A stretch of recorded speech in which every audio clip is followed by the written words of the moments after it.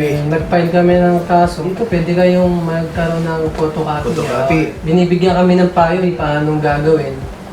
Tapos sa prayers, yun. Anong naging dating sa inyo, no? In-extend sa inyo yung photocopy, pagkain, tapos may panalangin pa. Ang ganda lang na merong nagbibigay ng ng payo, kung paano assistance, saan kayo kukuha ng assistance. Kasi siyempre wala kami. Yun. So, Ikaw, Jun. Unang-una po, masaya.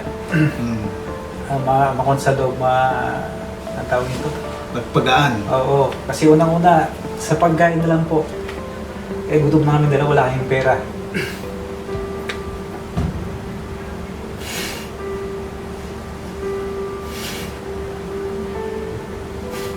Kailan?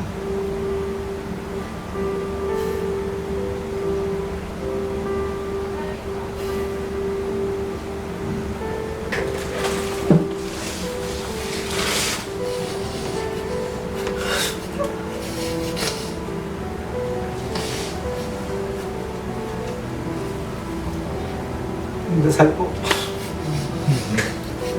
Nung pinagdasal ka, Magdasal po. Nandun po yung dasal talaga.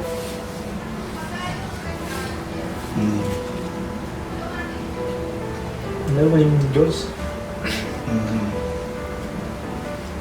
Kasi kung walang Diyos, walang mabuting tao po. Tulad na nasa Qatar kami, wala kaming kapera-pera, may ibang lahi doon. tumulong sa inyo. Sa amin.